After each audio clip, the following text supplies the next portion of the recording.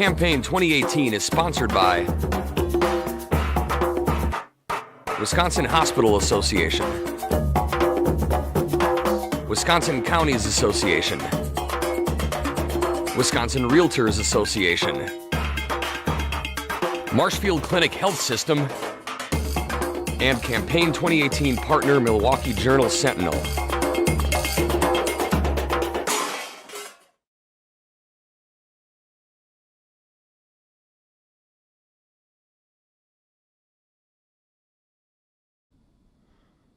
WisconsinEye coverage of the 2018 elections continues with an interview with Democratic State Representative Evan Goyke of Milwaukee. He represents the 18th District. He is seeking a fourth term. He has a primary August 14th. Evan, thanks for coming in to WisconsinEye. Thank you for having me. I want to start with your work. The governor even praised you. The Republican governor praised you on the work on corrections. But we're going to close those juvenile facilities. But the next issue on the horizon is, do we need a new state prison? Do we? No. Why? I mean, the trend throughout the United States of America, conservative liberal states, is to invoke and pass meaningful justice reform that decreases the prison population. If we do that in a smart way, we can see the prison population go down. We can see crime go down. So a conservative state like Texas has closed 4 prisons in the last several years, and their crime rate has gone down more than Wisconsin's. More peer states like Michigan or Ohio have done meaningful criminal justice reform in the last couple of years under Republican-controlled legislatures with Republican governors, and we should follow their lead.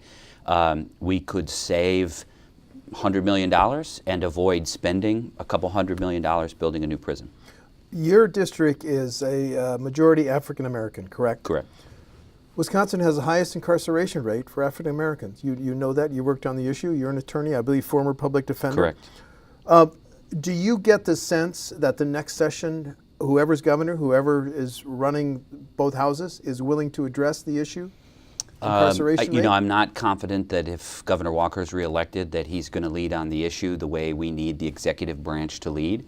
But I can tell you that the legislature is going to deal with this problem, and so I can tell you from my conversations with current majority party members that there's an appetite to see the corrections budget decreased. And it's $1.25 billion, more $50 million more on prisons than colleges, and that's not sustainable. And you're starting to see some of the conservatives start to believe this. And again, I mentioned earlier, other conservative states are doing this, and we're kind of on an island as one of the only states in America where our prison population is going up, and where we're starting to debate building a new prison. I have a ton of other questions, but I want to pursue this one more. What would be stay with this one more question. What would be the next step to address the incarceration rate of African Americans? So it's how do we get people out? So we have to restore some discretion and allow people to earn their way out of the prison system sooner. It's controlling inputs. So who do we send back to prison and for why? That's within the Department of Corrections discretion, and we can make reforms to this process, decrease the number of people that are readmitted for minor rule violations, and stabilize the prison population. A longer conversation, Steve, is how do we control inputs within the entire criminal justice system? Those conversations include police, prosecutors, judges. But what we could do in the short term is just, with 2 simple ideas that I proposed, send less people back for rule violations and get them out early if they've successfully completed treatment in prison. Should we change gun laws in Wisconsin? Yes. There's too many guns on the street. And you would change them how? I think universal background checks is a great start, and what I'm really interested in seeing is, can we use technology, and can gun manufacturers lead the way in ensuring that people that own guns are the only people that can fire those guns. So stolen guns or traded guns or illegal guns that are out on the street can't be operated by some young person that buys them or picks them up if they're stolen or lost or whatever. Number one issue in the 18th, jobs? It's the economy, poverty. Behind that is crime and public safety.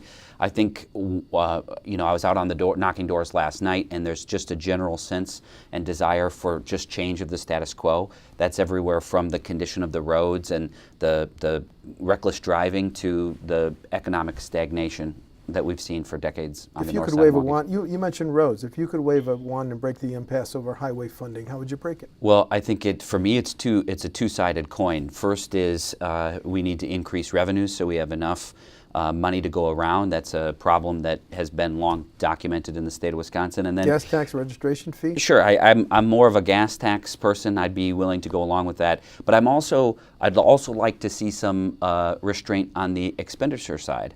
So, for example, in my neck of the woods, we've built up giant freeway exchanges in the Milwaukee suburban metro area. Some of those are very needed, but the costs are massive. And what has happened is we've taken on too much debt because we went forward with those projects before we had enough revenue to do so. And so we've got to pay down the credit card, and we've got to get more money back to the streets, filling potholes and making quality of life improvements before we continue with these giant, big mega projects. Questions on healthcare. When you talk to providers of healthcare in your district, what do they tell you about their ability to find physicians, nurses, and other healthcare workers? And with an aging population and growing demand for care, does the state have a role in helping recruit and retain more healthcare providers? Yeah, so I'm a patient and a board member of a federally qualified health center on 35th and Lisbon in the heart of my district, right in the heart of the central city. We serve 75% Medicaid population. So we are the clinic, right? We are that medical home for the population. You're talking about the population I serve. And our hardest challenge is retention. That 4 or 5 or 6 years after we hire a doctor, they're able to pay off their student loans in that time, and then they're gone. And it's hard to get career physicians to be, we can't compete with the private market in terms of salary and the fringe benefits, et cetera. So does the state play a role? It absolutely does. It's our responsibility to ensure people have access to quality health care, and that means quality doctors, and that means making sure that we can compensate them fairly. Thoughts on healthcare in the rural areas where we have older populations, the young are leaving, lower household incomes, although that's your household incomes in your districts are among the lowest in the state, and more health care provided by Medicare and Medicaid, same issues? Yeah, it's a fascinating parallel track where small town rural Wisconsin and central city Milwaukee have a very shared fate in this system. So Medicaid reimbursement rates for things like dental access or basic primary care,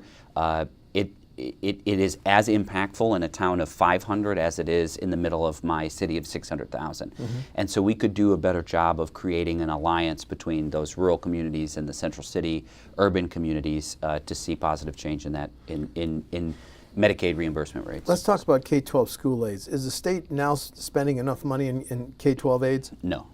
And I think what we really need to do, if you want me to be totally candid, is we got to go back to the very basics of the funding formula itself and how some districts start off at an advantage or disadvantage. So a child in my public school district starts at the base of $10,500 and a student at an adjoining district starts out at $13,000. Well, why is one child worth more and one child worth less from the get-go? And we try to balance that out through categorical aids and other ways, but those categories are there for a reason, because a child with special needs or a child in poverty or a child with English as a second language needs more resources. That very foundation of what dollar amount a child is worth shouldn't be different in different districts. It's the very bedrock of the funding formula that needs to be looked at. Choice started in Milwaukee. Would you change it? Yes. Statewide, cut it back? How? Cut it back. I think what's happened is Would now... you keep it going in your city? Well, what I'd like to see, and some of the candidates for governor have put out some decent plans, and I've endorsed them in the past. If a school is taking public money, they should be a public school. And we've often heard that a religious school can't be a public school, but they're taking public money. The Supreme Court has said that that's okay. So I would assume it's also okay to hold them to the same levels of accountability, curriculum standards, teacher credentialing, and financial guarantees. I mean, Steve, my district is home to a school that packed up in the middle of the night during the school year and moved to Florida. It got national headlines, and what happened to those kids is they were displaced back into the public school system without funding following them. That was criminal. And that happened in the 18th Assembly District. So we see some of the scars and the flaws of the program as it's currently designed. Local government leaders say this is their turn. They're being strangled in terms of providing services by levy limits. Would you support loosening levy limits in the next budget? Yes, and I'll go a step further. It's not just giving local governments an inch so that they can take a breath. It's empowering them to control their own destiny. Most major cities in America have the power to assess some kind of local taxation. 40% of the sales tax generated in the city of Milwaukee come from folks outside of the city, tourists and visitors, and yet we're not able to retain any of that money. Rhinelander has this resort designation tax status, but Milwaukee doesn't, even though we're often the entry point for tourists, for conventions, and for this summer we're going to have Summerfest in a couple weeks here, and we're going to have hundreds of thousands of people come to Milwaukee. The city should be able to retain some of that economic activity, and I'd like to have some kind of mechanism where we can reinvest that money in neighborhoods like mine that are adjacent to downtown but need that sustained investment. UW system, resident undergrad tuition frozen for 6 years. Should it be frozen for a 7th and 8th year? Well, first we need to listen to the folks, both the student population and the faculty and staff of the colleges. I think they would sound much like your local government question, that they feel very much strangled, and you can't only have a cap and a freeze. You need to also then adjust revenues. The cost of education isn't going down over the last 6 years, and we need to ensure that we're competitive. Yes, I want to keep the cost of college as low as possible, but we can't do it if it is at the expense of quality. You voted against the Foxconn tax incentives. Several of the Democratic candidates for governor, Matt Flynn at the convention said, I will stop it. My question is, do you think there'll be Foxconn jobs for residents of the 18th Assembly District? Not yet. I mean, and I guess maybe. They're going to need to hire, if this comes to fruition the way that the proponents have promised, and if there are 13,000 people working there each day, residents of the 18th Assembly District will be part of the equation. How they get there is going to be the problem, and what expense is born to get there is going to be part of the problem. So what I envision, not dissimilar to what we see from some other large employers, is working with a staff agency. Guys will wake up in my neighborhood, get on a bus, be transferred down to Racine by bus and back, and they'll pay a percentage of their salary to do that. And what that will do to the wages of that Foxconn worker is it'll bring it down so that it's not competitive with the private market. And so riding an hour on a school bus one way, right, 2 hours on a bus each day for a job that pays closer to minimum wage than the promise, because we're taking some out to pay the staffing agency, people aren't going to sign up for that. I'm not going to sign up for that. Your kids aren't going to sign up for that, because it's not the type of quality of life that people are looking for. So if Foxconn happens, I hope it is the catalyst to bring real, meaningful public transit to the city of Milwaukee and the state of Wisconsin. The places where Foxconn does business have a culture of moving people around via rail. I'm a proponent of some kind of commuter rail system so that somebody in my neighborhood can get on a fast-moving, quality transit option, get to Foxconn if it's happening, work and get home, and not pay some exorbitant amount to ride on a yellow school bus where somebody else is getting rich while they're just transporting them to and from the work. Okay, two more questions because we're almost out of time. Is it time to legalize medical marijuana and/or recreational marijuana? I think the answer is yes. On both? I think medical should go first. Thank you. But the big problem in what I've spent my time on in the legislature is, first, we should stop putting people in prison. Second or subsequent possession of marijuana is a felony in Wisconsin, punishable by a maximum of 3.5 years in prison. So not only are we watching other states move towards legalization, we're still up here. It's a felony.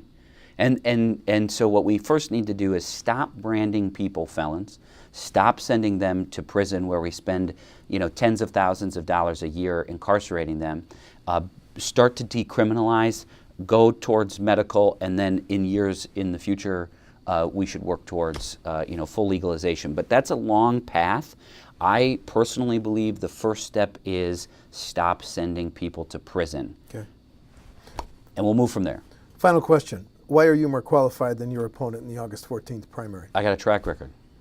2,000 days in office, and I've never missed a bill to vote on. I've never missed a committee hearing. I've never missed an executive hearing. I've authored more bills than any other Democrat. I've authored more amendments in committee and on the floor than any other Democrat. I love what I do. It's not a job, it's my career, it's a calling. It's what I've dreamed to do since I was a boy. I relish it, I love it. And the residents of the 18th Assembly District should support my reelection because I give them the greatest return on investment. I'm there 110%. It is everything that I absolutely have a passion for it, and I love it. And I think that's reflected in the quality of work that I have put forward in passing bills that bring meaningful change to my community, even in a difficult political environment. I don't go home and make any excuses and say the Republicans couldn't let us close Lincoln Hills, the Republicans wouldn't let us crack down on slumlords. I just found a way to get it done. Democratic Representative Evan Goyke represents the 18th District. It's in Milwaukee. He's seeking re-election to a fourth term. The primary is August 14th. Evan, thanks so much for talking to WisconsinEye. Appreciate it.